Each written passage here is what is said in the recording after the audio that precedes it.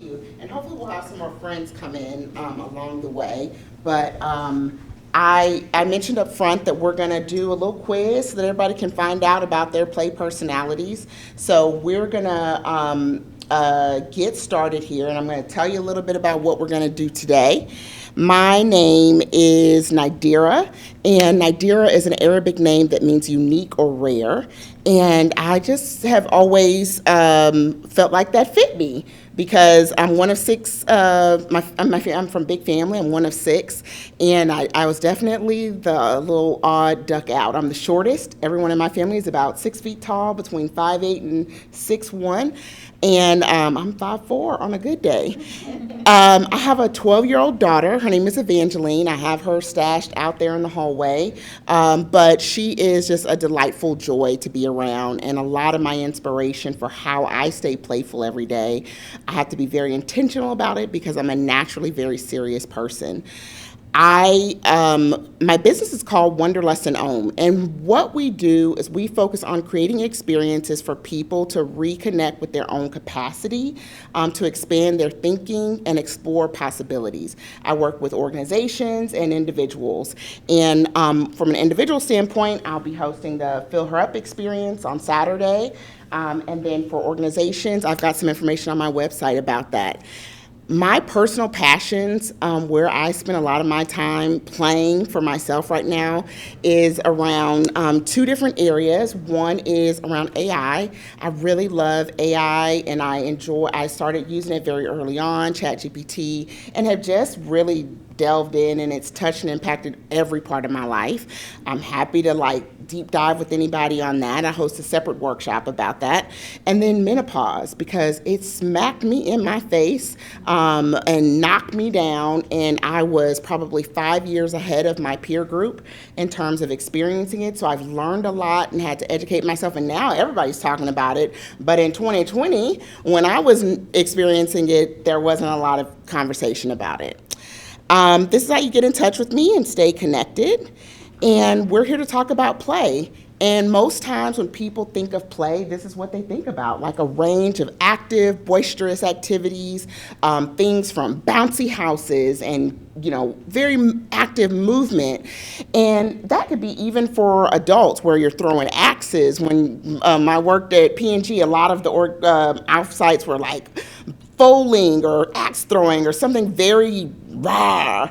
And that's just kind of not me. The other end of activities was kind of like, let's do a paint and sip. Let's do these crafty things. And that's okay, but that's not really my jam either. And so when I started experiencing for myself, what does it look like to engage in activities that help fill my cup, that restore my energy and get me feeling more like myself? And that's when I went exploring. I'm a researcher by background. I worked at P&G in market research and branding and consumer understanding, and I was a researcher even before that. I just love to read about different things. Brene Brown is one of my favorite authors. I read all of her work, and she integrates a lot of information. And one of the things that she integrates is information from Dr. Stuart Brown, who really is the leader on play research. And one of the things that he talks about is that it's not just for children, that play is something that is available to all of us. Even adults should engage in play on a regular basis. And so when I think about play and the benefits of it, it's about restoring capacity. We get energy when we go do things that we enjoy and that are fun. So engaging in play at any age, at any time, builds your energy tank to do more of the things that you're obligated to do. It activates fresh thinking. You're most open and present in the moment when you're engaging in an activity that is playful and enjoyable. The way you get kids to open up and talk is to do something active with them, and they'll just start blah, blah, blah, gabbing. Come on in, gabbing along and sharing different details. Hi, about different things. We'll go to the back of the church. You can come in. So this is my daughter Evangeline. That's one of the great ways that play can do, and it works for adults too. It really opens up our minds and makes us receptive to things. And then it expands what's possible. When you make space for that kind of flexibility in thinking and you're enjoying yourself and doing things, your brain starts to make connections in ways that it wouldn't have made on its own. So what we're going to talk about today is how do you find the right type of play that fits your style? Because everybody's a little different and there's no wrong way to play. And oftentimes I thought that I just wasn't much fun because all the things that were supposed to be fun, I didn't enjoy, but realized no, they're just kind of skewed to one type of play. So I talked about Dr. Stuart Brown and the importance of play. And one of the things that I think that he says, and I'm not going to go into the research, but one of the things that he says that I think is really important is that it is biologically necessary and that we should treat it as important as part of our overall well-being and overall wellness as food and sleep, which from a health standpoint, those are baseline needs that you have to prioritize, but no one really talks about play. So just wanted to make sure that everyone understands how important that is to us. So we're going to talk about the 4 different pathways of play. I took Dr. Stuart Brown's research and coupled that with all the interviews and research that I've done, particularly with women in midlife between the ages of 40 and 60, that I talked to for over 1,000 hours in my role at P&G and in my personal life about just how do they spend their time? What does their day look like? And I married that with his play personality information and came up with a framework that's specific to us. And so I call it the restorative play pathways because this is all about how you get energy back. And we're going to take a quiz to help you identify that. So everyone's going to pull up some information on your phone and go through a quiz. It's 7 questions. I will be honest and say this is not best practices of the way the quiz is written. It's a little wordy, but I am beta testing it with you all. So if you'll indulge me and experiment with me and take it in its current form, I'd appreciate it. So I'm going to move on, and we're going to talk about them, and I can help you identify yours along the way based on your answers. And so, Sonia, you said you have your answers, right? Yes. Okay, so I'm going to help you identify them along the way. Okay. All right, so the 4 different pathways are clustered in this. Let me go back one real quick. What I want you to think about is this is not a personality type. This is not you are one thing, like your Enneagram, and you stay there forever. That's not the case.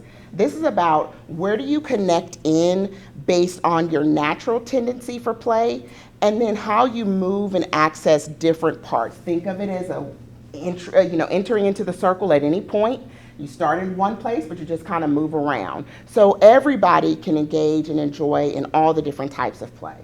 So I am an igniter. That's up at the right, that's the first one. And when we talk about each of the play types, I'll give you examples along the way of what that looks like, and you can also help explore if that fits with you. So this is an overview of all of them. Mover is all about embracing challenge. These are people that are very driven. They don't really necessarily only compete with other people, but they are very much about, let me push the limits of my goals. Let me talk about what beats my challenge. Oftentimes they tell me that they really like weightlifting, not these little baby things that I have, but the heavy stuff. They like to really exert themselves. They get a lot of enjoyment from that. These are the people that if you want to talk to them, they're like, okay, let's go for a walk. They don't want to sit down and have a conversation. Their bodies engage and feel calm when they're in motion. So dancing, activity, those are the movers. Igniters are more broad. They really connect in with novelty, exploration. They're very people-driven. So I'm not an extrovert, but I feed off the energy of other people, and I love engaging with people and talking with people and learning from them. So that's a big part of how I engage. But others really are kind of more of the silly, they're the person that's going to be cracking the jokes in the room. They're going to notice something you have on and make a funny joke about it. They're the people that will talk to people in the grocery store and, spark up a conversation with anybody. They're likely the ones that are going to cut up on the mic at karaoke night and sing a fun song and get everybody to participate. Or they're going to really go over the top, when they come to wish you happy birthday and put on something silly. They just really know how to be lighthearted naturally. And that spark and energy is contagious, and a lot of people feed off of that. So those are the igniters. So if you, in your boxes, the first answer is the igniter box. So if you chose the igniter like over and over again, that's the first box. And I don't have my paper with me, so I'm gonna have to like kind of check in with you guys on which one is which. The next one is maker. So this is the person that is all about, let me get my hands doing something. Let me start engaging in an activity and go from there. This is supposed to be an origami folded paper. They're not just about being creative or artsy. These are people that are like into DIY stuff, that are remodeling their kitchen, putting cabinets together from IKEA, and making different things in their home. This is my secondary play path. I am very much a maker at heart. I love DIY projects. I like to upcycle my clothes and sew, but I don't paint, I don't draw, I don't do any of the traditional artistic things, but I do love to cook. And I like to experiment with flavors. I don't follow recipes, but I use recipes as inspiration and then go from there. Sometimes makers are also connected in with loving to make the party happen. So they may be the person that just wants to plan the family trip. They're the ones that are gonna host the event, and they're happiest when they are hosting. It's not just because they're bossy or type A, it's because they derive genuine joy from being the person that makes the thing happen. So makers, all of the answers are in the same order. So if you give me, anybody think they're a maker? What were some of the answers that you selected? Okay, I'm going through to see. So the order of the answers is like, it's not always a one. It's not. It's yeah. It's always, but they're not aligned to this order right here. Bottom one, the fourth option. I'll tell you the answer. So like play in childhood would be, you think back to recess or free play as a kid, which sounds almost like you. And I said telling stories, imagining worlds, creating secret clubs. The next one was also fourth, something familiar, a favorite show, photos, journaling, reading. So that's actually going to be a weaver. Okay, I didn't have the same one for all of them, so I'm trying to go. Okay. Number two might be it, because like after a frustrating day, what kind of reset is most likely to help you feel like yourself again? Making my chaos feel better by organizing a closet and while chatting with a friend on the phone. Yeah, and so this is where you can have a primary. So two is maker in the question order. 4 is weaver. So that means that 3 is mover. So 1 is igniter. And then they're weighted differently. So when I figure out what's going on with I promise it worked before I got here. When I figure out what's going on, you'll get your scored results, but they're weighted differently. So even if you chose, 4 for some, Beth, there's gonna be others where it drives the assignment. So let's talk about weavers. This was the one that I had to do the most research on because I could not really connect in and understand this play pathway because this was like outside of the realm of what was true for a lot of my play experiences.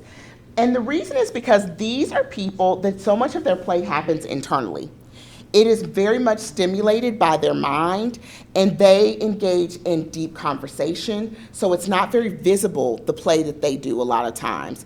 It also happens a lot in their home in terms of how they create their space. So people that are weavers really connect in with artifacts from different experiences. They're the people that are gonna buy the souvenirs and put them up in their home, or they're gonna collect every single thing strawberry shortcake right now on the market because it makes her happy. It's nostalgic for her. It connects in with her childhood. She loved it when she was a kid, and now when she sees strawberry shortcake, she's like, I need everything strawberry shortcake. These are the people that are gonna hang on to their toys from childhood to pass them down to their kids.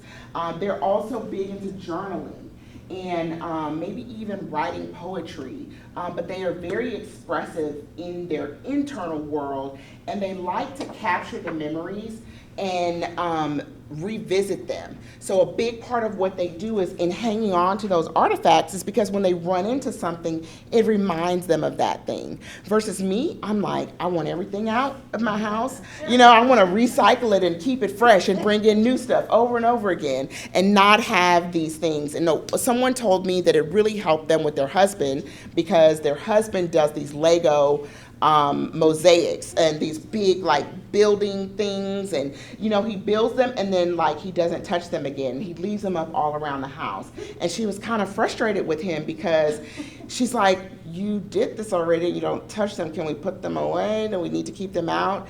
And she was like, after understanding this, she was like, oh, he's a weaver. That gives him joy to see them, to have them up and around and know that that what they are and revisit them. So it helps also not only with understanding yourself, but with the people around you to know that there are different types of play pathways.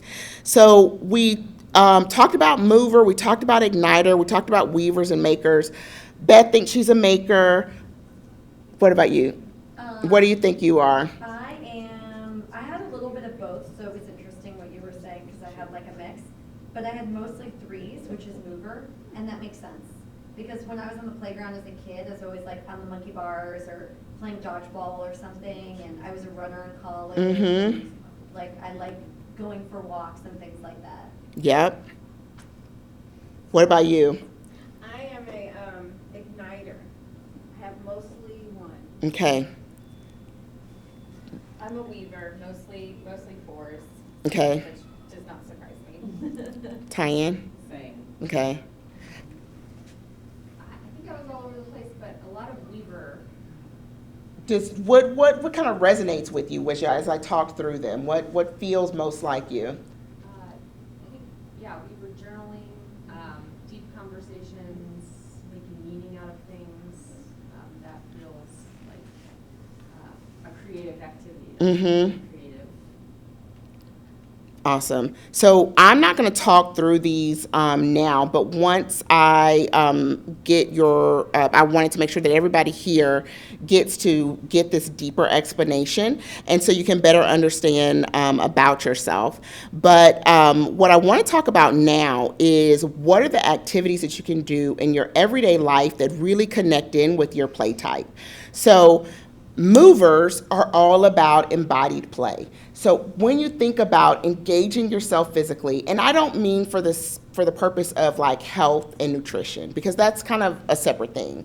Because play is all about being open-ended. I'm going to define that more specifically here, but it's not about obligation or meeting certain goals. It's really just about what do you do when you need to feel more like yourself. And so what someone described to me is that like, hey, walking my dog every day, that makes me happy. I talk on the phone, I listen to podcasts, and that's what she does. And if you want to talk with her, she's not going to sit down next to you. She's going to be cleaning the kitchen. She's got to be up and moving around. But it's not because she doesn't want to engage. It's just that that's where she's most comfortable.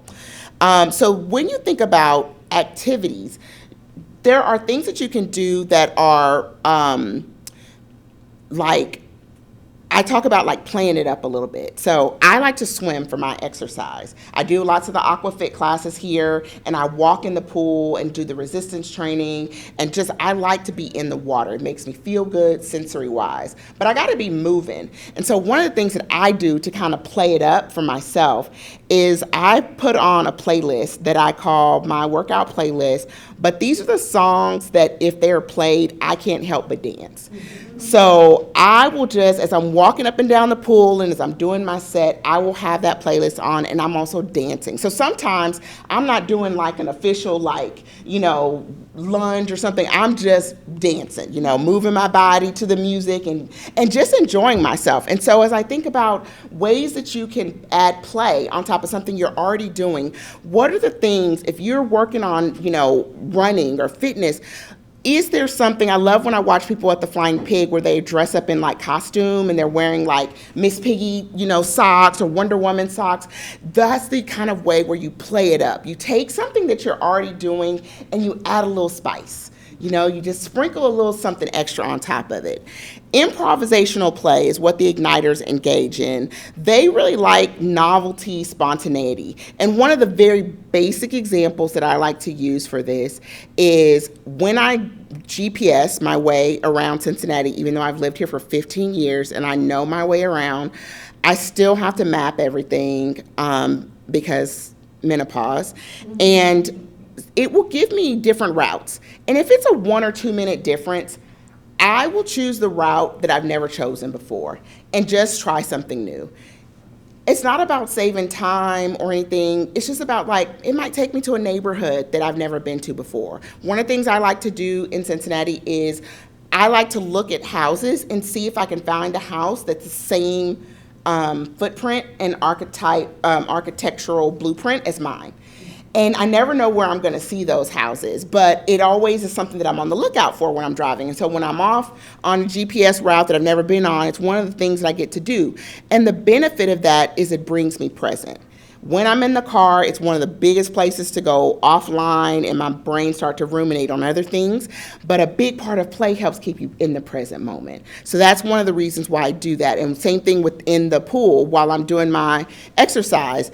If I were just doing my counts, okay, now I'm gonna do backwards walking and now I'm gonna do leg lifts, my brain is like gonna be in another place. It's not likely to be like in the moment. But if I'm listening to the music and I'm dancing, I'm fully there, body and mind. So some of the things that Igniters can really connect in is exploring new neighborhoods and new places, visiting events. I heard someone tell me, like, she goes on Eventbrite and scrolls every week to see what's around. And sometimes she goes, sometimes she doesn't, but she just likes to know what's happening around her. And I'm like, that's really cool. They really are just curious, and they just follow that curiosity fully. Makers are all about the shaping play. So this is, like I said, hands busy, hands on, taking something from nothing and turning it into something. That can be an idea, that can be physically, but they're transforming it some kind of way and getting it to a better place. So that, like organizing your closet at the end of a chaotic day, that someone told me that like, they do that because it makes them feel better. Like, I've had a crappy day. Let me go home and like make something feel like in order because nothing else feels like it's in order. That's the last thing I want to do after I've had a crappy day. And that's why it's okay. Like, you should feel okay with whatever it is that works for you and your body. It's really open to what works. The last one around the weavers. So you guys help me if I'm off base here. I'm just, like I said, this was the one I had to do the most research on.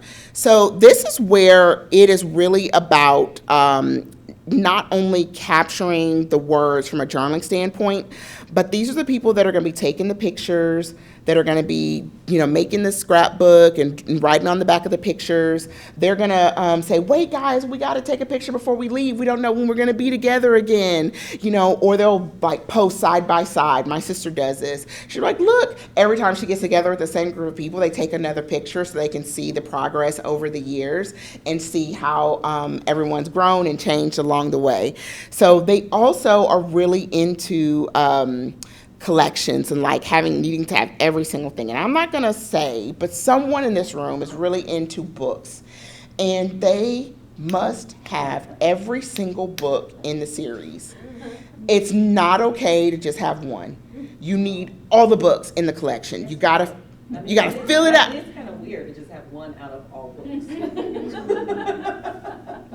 I mean, I'm like, if you've read it or you've done with, like, I don't know. To me, it's very hard for me to reconcile, like, well, why? Like, you can get it from the library, you can borrow it, you can read it and be done with it. Right. just the ones you like. Just your favorite Harry Potter book. Whichever one I had that I didn't give away already. You know what I mean? Like, it's bad. So that's okay. And I think that I had to learn that if someone says, I want every single Sweet Valley High twins book in the collection, all 15 bajillion of them, I'm gonna get them. Okay, that's fine. it makes her happy, she enjoys it, that's cool.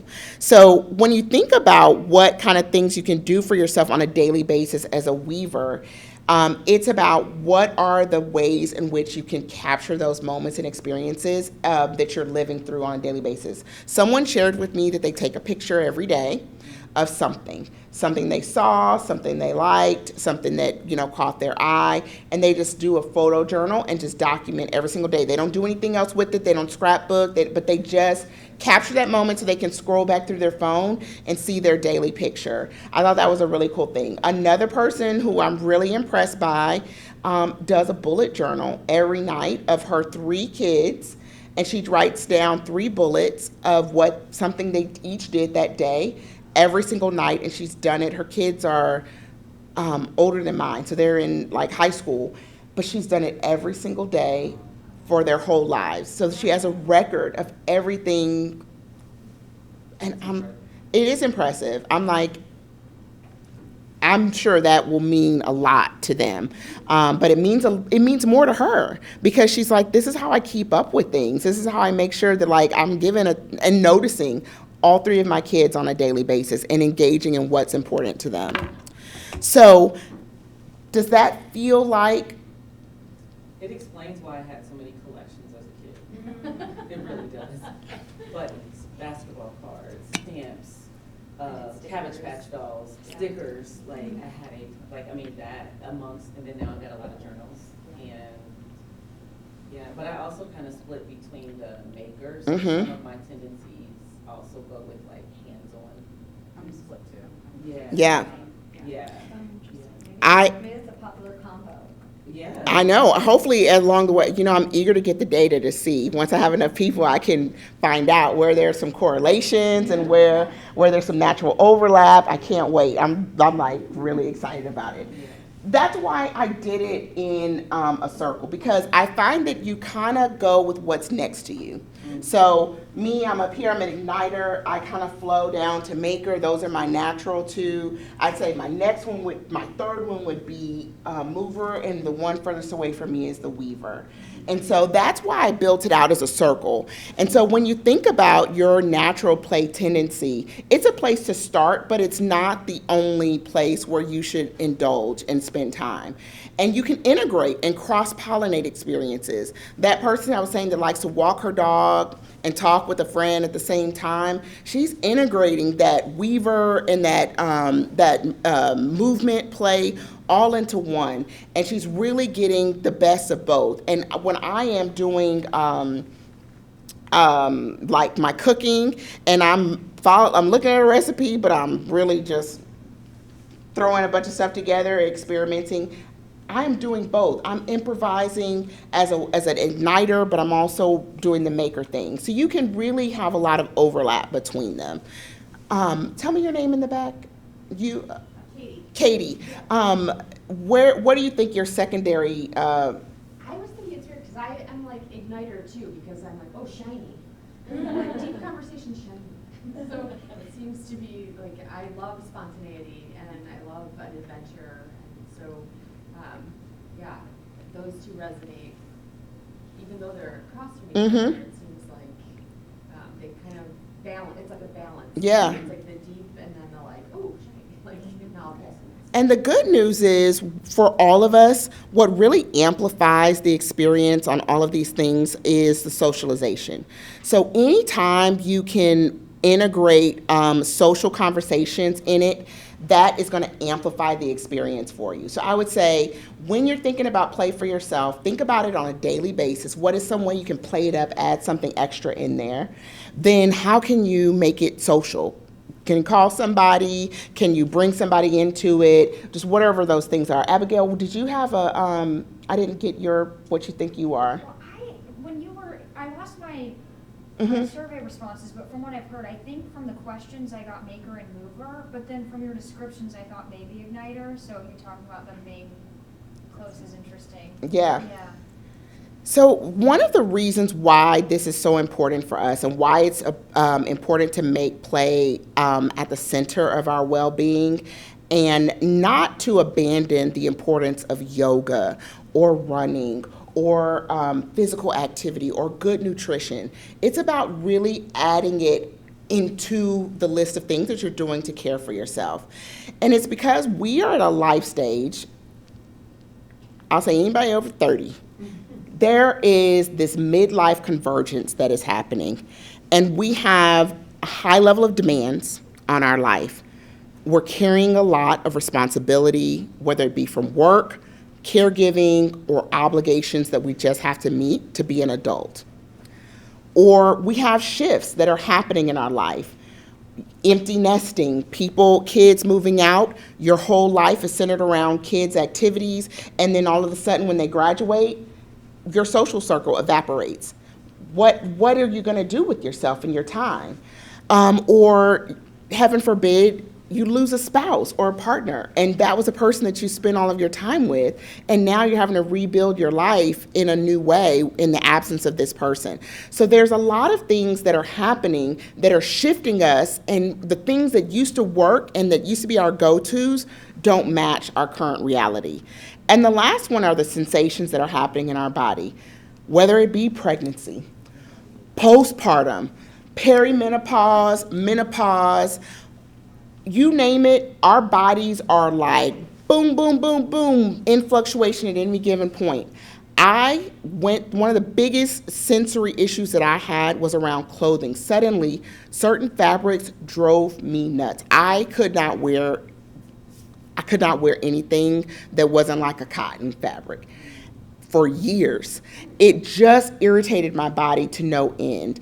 And those are things that you don't expect. So then that means that suddenly the workout clothes and like wearing tight fitted like Lycra leggings was a no-go. Like everything is shifting. And so when you're having these demands shifting, these shifts in your life stage, and then these shifts in these sensations, all of these things really make the need for a little bit more care on your needs and caring for yourself and attending to what feels right for you important. And the way that I talk about this in restorative play is that if it causes friction or fuel, you want to lean into what causes fuel and not the things that cause friction. So I talked earlier about the axe throwing and the foaling and the paint and sips. Friction for me. Those activities, even though they're fun for other people, and there's nothing wrong with those, they are not fun for me. I gravitate to different kinds of experiences. And so when I think about what puts energy back into my tank, it's none of those things. And so when you think about, oh, I'm going to go play, you can't just pick up any generic play off the street and just go do it, because it can actually leave you feeling more drained than when you started. So this is why you want to think about what restores you. And that's why knowing your play pathway helps you make that choice. So 3 things to know, is this restorative for me or not? This is how you can gut check. Number 1, it's active enjoyment versus passive consumption. So although I enjoy watching TikToks, watching performances at the Aronoff, listening to TV shows, that's a very passive activity. Restorative play is active and engaging, and you're enjoying it because you're a participant in it. So that's definition number 1. Not to say there's anything wrong with those other things, but we're talking about what is going to fill your tank and give you energy back. Number 2, it follows your curiosity. So this is where I'm saying that it's not because you've got to get your steps in, you've got to, hit your nutrition goals, and so I'm making a recipe that's going to satisfy my nutrition goals. It's because I'm curious about what it can do, I'm interested in it, and so I'm going to spend my time on there. AI is a great productivity tool, but that's not why I use it. I use it because I like it, and it's fun, and I like, being able to indulge my curiosities at a very deep level. So it follows curiosity. I'm not obligated to spend time on it. You don't have to achieve a particular outcome. And the last one is that it's free from pressure. And like I said, achieving that particular outcome. Part of the reason why I don't like the paint and sips is because it's like, well, we already know what we're going to get. It's like right there. And no shade on paint and sips. Like I don't want to yuck anybody's yum. I'm just using that example to be very explicit. I like that phrase. I don't want to yuck anybody's yum. I've never heard that. That's good. So I don't like it's like we're all gonna make the same thing. We know what it's gonna be, and I gotta follow instructions along the way to get there. Like, where is the fun in that? Mine always looks worse than everybody Yeah. else's. And then what do you I get very feel? stressed out. How do you feel at the end of it? Not good. Yeah. Like that I actively don't And then I'm enjoy like, those that was a things. bad idea. Exactly, because it's comparing, and it's putting, we have enough pressure in our lives where we're measured up against other people, where we're judged, where we're needing to hit a standard. Our play should not include that. So that is, it must be free from pressure. Well, then as a weaver, I'm always like, what am I supposed to do with this? Like, Yes. I can Nothing. just throw it away. Yes. But I'm like, Yes. what? I'm not gonna hang it on the wall because it's Right. awful. Yeah. Yeah. So yes, You but give Yeah. it to like an older loved one. My grandma has mine. I'm like, look, grandma, I made something. Yeah. Take some. And she's like, that's beautiful. Yeah. And if you're an organizing kind of person where that will drive you nuts. Be like, this is stuff I don't need to bring in my house. There's no place for this. So active enjoyment, Sparks curiosity. follows your curiosity, and it is free from pressure. So those are the three things you can do to gut check. Like, is this going to restore me? Is this going to fill my cup?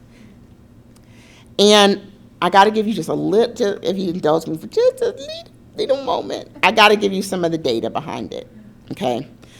You will notice an emerging trend in articles, conversation about play and joy coming out.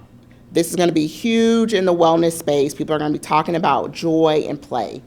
And some of the research that's driving this is coming out of the Harvard Business Review. They wrote, they have a team that's done a lot of research and looking at how the busiest people find joy and what are the things that they're doing in their lives to have a very joyful and fulfilled career.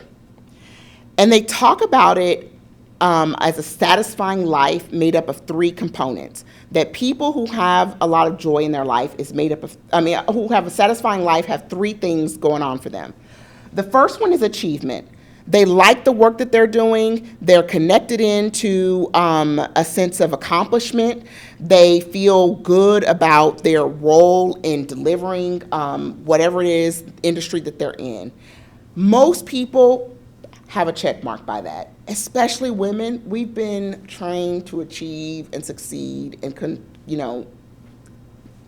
I'll set that aside. We've been conditioned to focus on that, especially if you're the eldest daughter.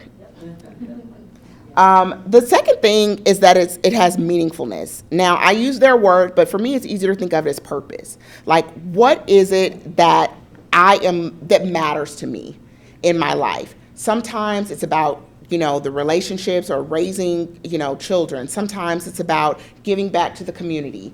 Sometimes it's a spiritual thing. There needs to be a clear sense of purpose and meaning in your life. The third thing is joy.